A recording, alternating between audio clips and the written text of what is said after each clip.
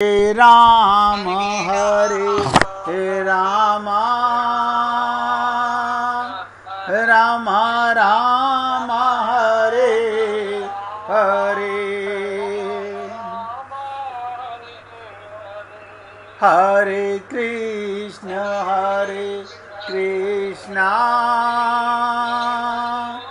कृष्ण कृष्ण हरे हरे हरे राम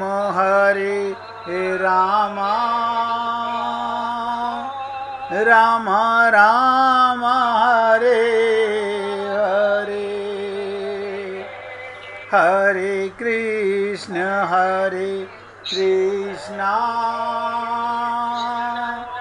कृष्ण कृष्ण हरे हरे हरे राम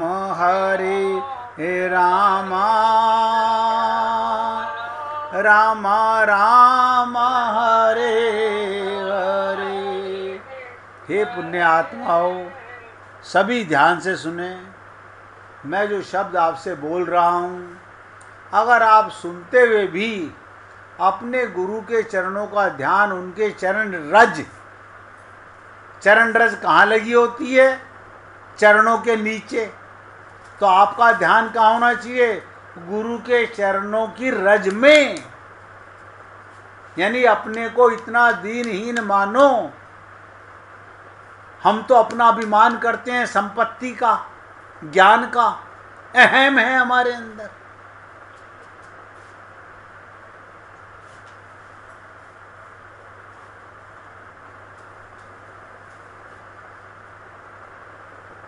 बहुत ध्यान से सुनो। यानी राम कथा प्रारंभ करने के पूर्व मानो तुलसीदास जी संकेत देते हैं, इस राम कथा रूपी सुस्वाद व्यंजन का आस्वादन करने के पूर्व, भोजन करने से पहले आप सद्गुरु वैद्य से चूर्ण ले लें, ताकि आपकी पाचन शक्ति बढ़ जाए और राम कथा रूपी मधुर भोजन के बाद वो पाचन चूर्ण ले लें, ताकि वो पच जाए। पहले ही गुरु चरण ध्यान। पहले अब आप सोचो, हम लोगों ने बचपन से हनुमान चालीसा पढ़ी, तो क्योंकि सिखाने वालों ने रट्टू तोते की तरह रटा दिया, हमने रट लिया। आप किसी वैद्य के यहाँ जाते हो तो दवाई चखते हो पहले? ना, कोई नहीं चखता। ये संसार हमारा नहीं है। ध्यान से सुनो, यहां तो हम आए हैं और जाना है, परंतु भगवान के यहां ना आना है ना जाना है। कमाल की बात देखो, ये संसार हमारा नहीं, यहां तो हम आए हैं और जाना है। यहां परमानेंट कुछ नहीं, परंतु भगवान के यहां ना आना है ना जाना है, वहां सदा के लिए हैं। इसलिए भगवान के शरण होना बहुत बढ़िया साधन है।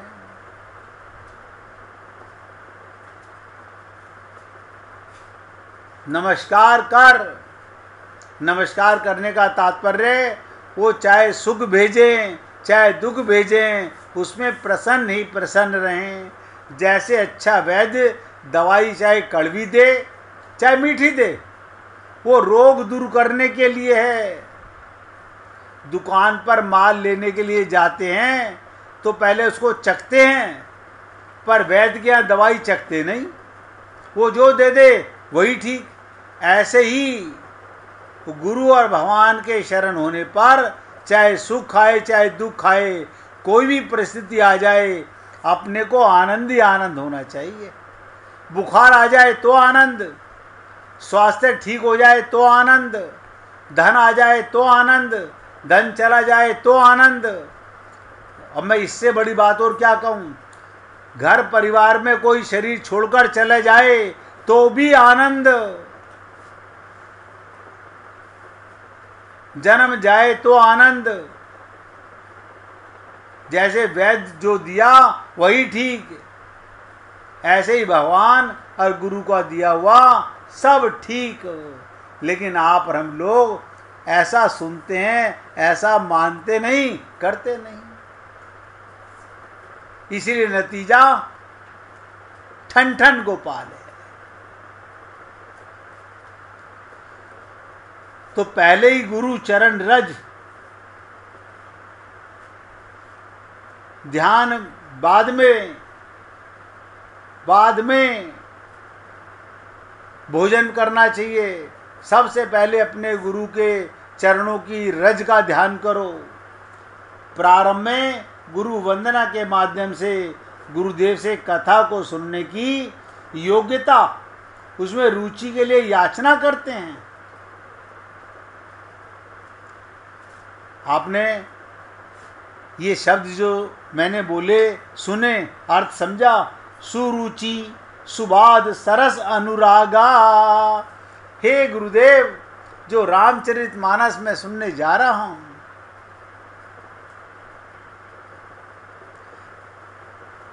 उसका रसास्वादन कर सकें, उसमें रुचि हो सके। सुरुचि सुबास सरस अनुरागा, अमी मूरी में चूरण चारू, समन सकल सब रुज परिवारू।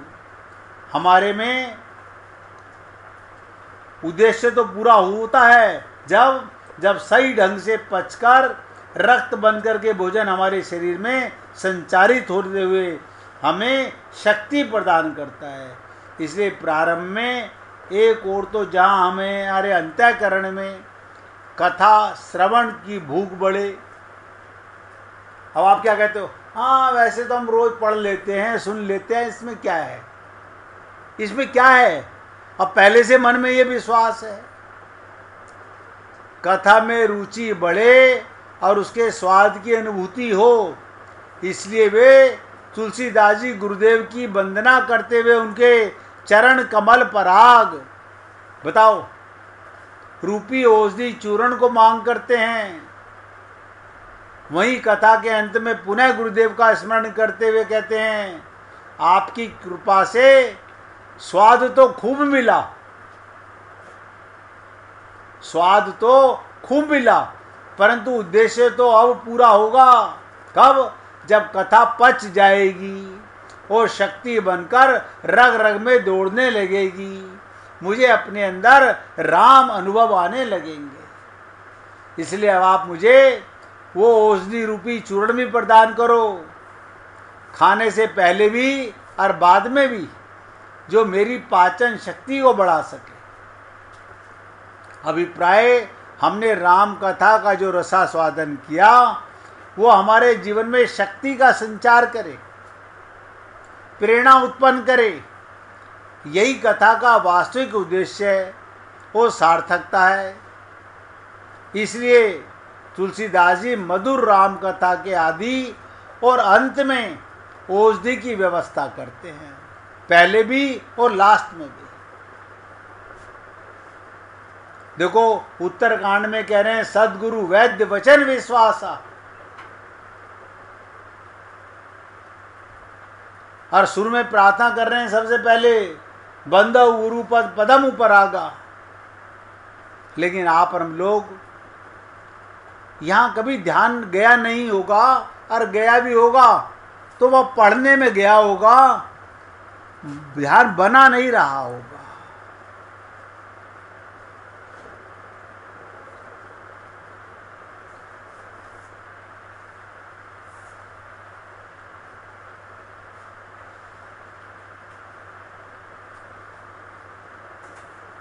आप सोच के देखो, अगर आप और हम लोग ये सब बातें जानना चाहते हैं, मानना चाहते हैं, अपना कल्याण करना चाहते हैं, तो आपका कल्याण 100% हो जाएगा। लेकिन कब? जब आप करना चाहेंगे। हम तो ये चाहते हैं बस सीधा हमारे को कोई पुष्पक विमान में बिठा दे और हम भगवान के लोक में पहुंच जाएं। हमें कोई यहाँ से शरीर से निकलें और पुष्पक विमान में बैठा दे, भगवान के लोक में पहुंच जाएं। त्रिपुरा जी अपने मोबाइल की आवाज़ बंद कर लीजिए।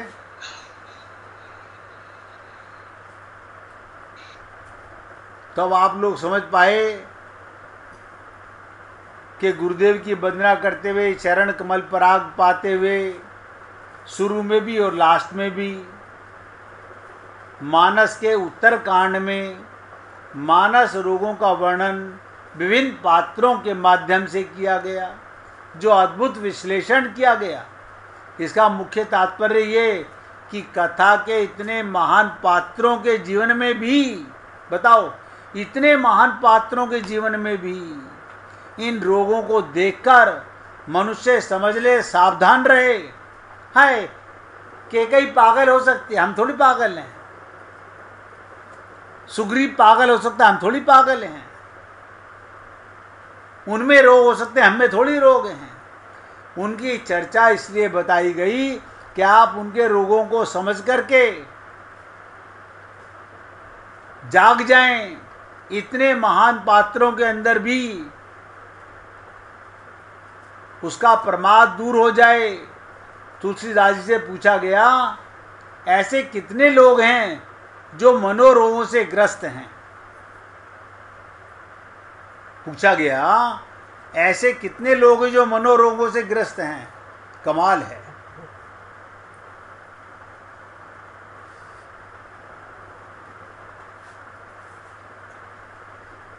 आप ध्यान से सुनिएगा क्या आता है रामचरितमानस में। उन्होंने स्पष्ट कह दिया, हई सबके लखी बिरले उपाए, ऐसा कोई भी व्यक्ति नहीं है, बताइए, जो इनसे मुक्त हो। परंतु महाराज ऐसा लगता तो नहीं। तुलसीदास जी कहते हैं ये भी एक समस्या है। क्या रोग है? तो सबको लकी बिरले ही पाई, बहुत कम लोग उसे देख सकते हैं, देख पाते हैं। वो सोच नहीं पाते, आज तक मुझे भगवान क्यों नहीं मिले, मैंने कहाँ कहाँ टक्करें मारी, कितनी गीता भागवत रामायण पढ़ी, किन किन संत महात्माओं का सत्संग सुना, और कहा तुलसीदास जी ने लकी बिरले ही पाए, बहुत कम लोग उसे देख पाते हैं। मन के रोगों के साथ सबसे बड़ी कठिनाई तो ये, हम उन्हें सरलता से देख नहीं पाते, नहीं देख पाते। शारीरिक रोग होने पर तत्काल पता चल जाता है, लेकिन मन का रोग होने पर पता ही नहीं लगता कि हम रोगी हैं। इसे तुलसीदास जी साथ में एक अन्य बात जोड़ देते हैं, वो ये कि मनोरोग बीज रूपी, मनोरोग का बीज रूप मुनियों के अंतःकरण में भी विद्यमान रहते हैं। बड़े बड़े ऋषि मुनि संत महात्माओं के अंतःकरण में भी विद्यमान रहता है। उनके जीवन में भी जब कोई कुपथ्य होता है तो दिखाई पड़ने लगता है। ये मैं नहीं बोल रहा हूं, रामचरितमानस कह रही है। मुनिहु हृदय का नर बापुरे, मानस के श्रेष्ठतम पात्रों के जीवन में भी, श्रेष्ठतम पात्रों के जीवन में भी मन के रोगों का जो वर्णन किया गया, उसमें बहुत गहरा तात्पर्य यही है कि उनकी बताकर आपको चेताया जा रहा है। जब वो रोगी हो सकते हैं तो आप कैसे बच सकते हो? हाय राम, अब आप सोचो, गरुड़ जी भगवान विष्णु के वाहन, उनमें मन का रोग। भक्ति के आचार्य नारद जी, उनमें मन का रोग। ब्रह्मा भगवान के पुत्र, उनमें मन का रोग। अब आप सोच के देखो, देवता तो सारे रोगी होते हैं, और आप और हम लोग इन रोगों को समझना नहीं चाहते। और मैंने आपसे निवेदन किया, बिना इन्हें समझे कल्याण संभव नहीं है, नहीं है। देखो, शब्द में अलौकिक शक्ति होती है। जब मनुष्य सोता है, ध्यान से सुनना, और किसी भक्त को भजन सुनाना हो तो कोई भजन निकाल करके रखेगा, हमें अच्छा लगेगा। शब्द में अलौकिक शक्ति है। जब मनुष्य सोता है तब उसकी इंद्रियां मन बुद्धि में, ध्यान से सुनो, ये कहाँ चली जाती हैं? सारी इंद्रियां मन में चली गई, मन बुद्धि में चला गया और बुद्धि अविद्या में लीन हो जाती है। परंतु जब सोए हुए मनुष्य का नाम लेकर पुकारा जाए, ध्यान से सुनो, एक व्यक्ति सोया हुआ है, जैसे ही उसका नाम लेकर पुकारा जाए तब वो जग जाता है। यद्यपि दूसरे शब्दों का भी उस पर असर पड़ता है, उसकी नींद खुल जाती है, तथापि उसके नाम का उस पर अधिक असर पड़ता है। इस प्रकार शब्द में इतनी शक्ति है। 10 जने सोए पड़े हैं, किसी ने आपका नाम लिया, आप तुरंत चौकन्ने हो जाते हो। किसी दूसरे का नाम लिया, आप सोए पड़े रहते हो। सुनते तो लेकिन जागते नहीं। इस प्रकार शब्द में इतनी शक्ति है, वो अविद्या में लीन हुई केंद्रिय को जागृत करके मनुष्य को उठा देती है। जो इंद्रियां सो चुकी होती हैं उनको भी जगा देती है। ऐसे ही पुण्य आत्माओं, भगवान नाम संकीर्तन से, भगवान के संकीर्तन से, भजनों से, उनमें रमण करने से, जन्म जन्मांतर से अज्ञान निद्रा में सोया हुआ मनुष्य, आप कहाँ सोए हुए हैं? अज्ञान निद्रा में। आपको लगता है कि हम अज्ञान की निद्रा में सोए हुए हैं? नहीं नजर आता होगा। ऐसे ही जन्म जन्मांतर से अज्ञान निद्रा में सोया हुआ मनुष्य भी जग जाता है। इतना ही नहीं, नाम संकीर्तन के प्रभाव से सब जगह विराजमान भगवान भी प्रकट हो जाते हैं।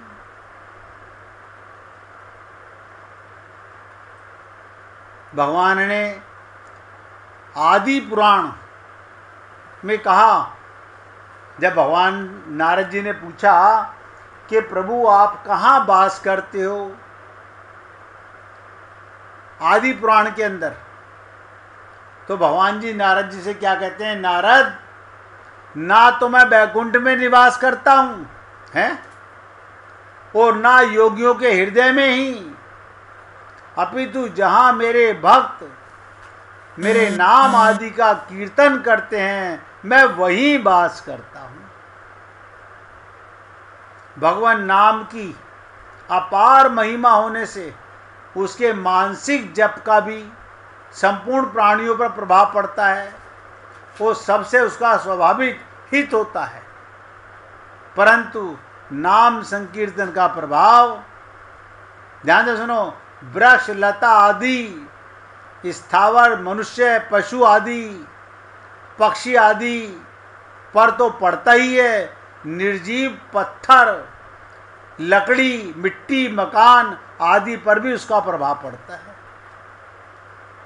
भगवान के नाम का, क्योंकि भगवान जड़ चेतन स्वयं बने होते हैं, तो उनके नाम का प्रभाव सब जगह पड़ता है। जहाँ नाम जप ध्यान कथा सत्संग आदि भगवत संबंधी बातें हो रही हों अथवा हुई हों, वहाँ जाने से शांति मिलती है, पापों का नाश होता है, पवित्रता आती है, जीवन पर स्वाभाविक एक विलक्षण प्रभाव पड़ता है।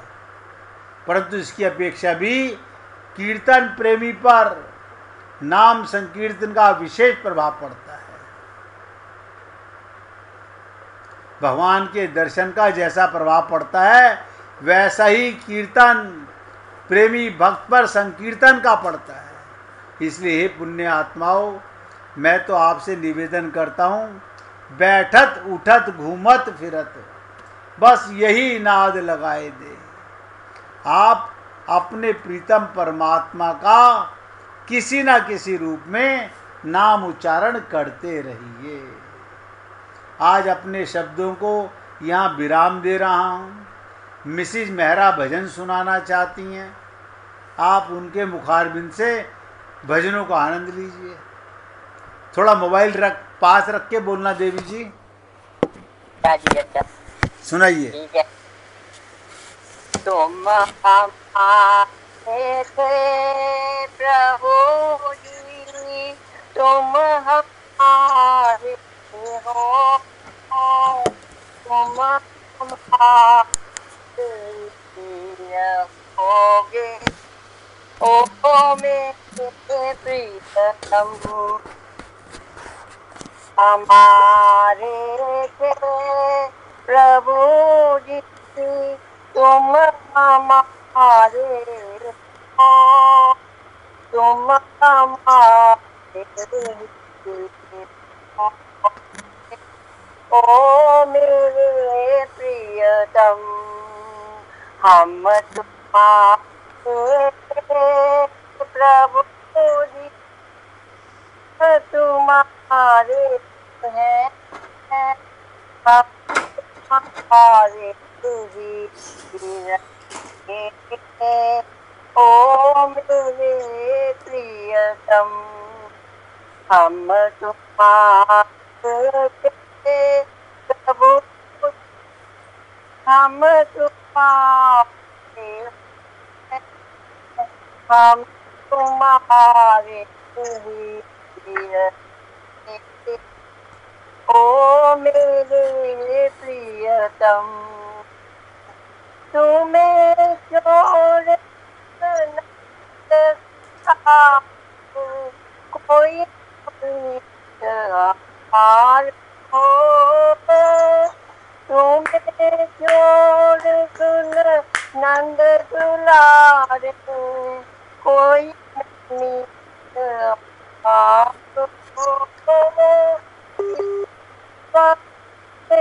क्या पुकारूं और को सहारो, इसके द्वार जाए पुकारूं और न कोई सहारो।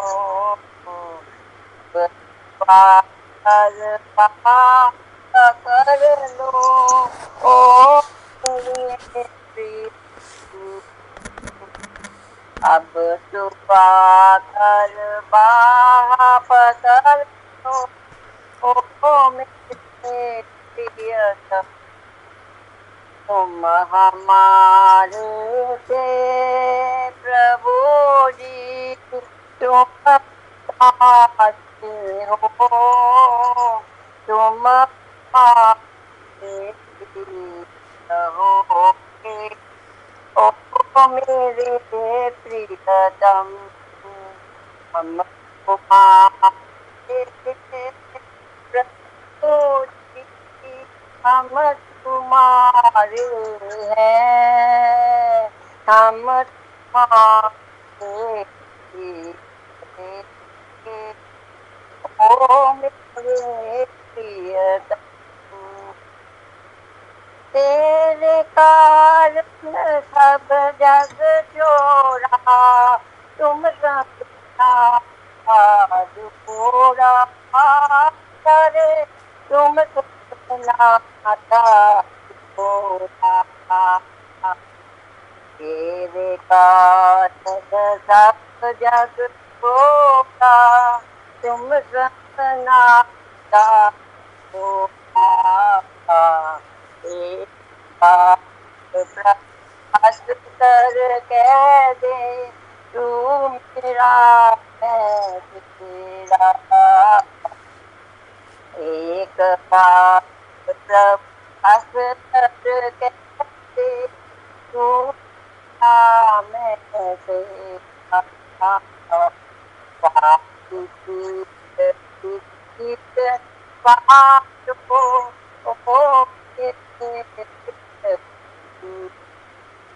आदि प्रीत की रीत निभालो, ओ मेरे प्रियतम।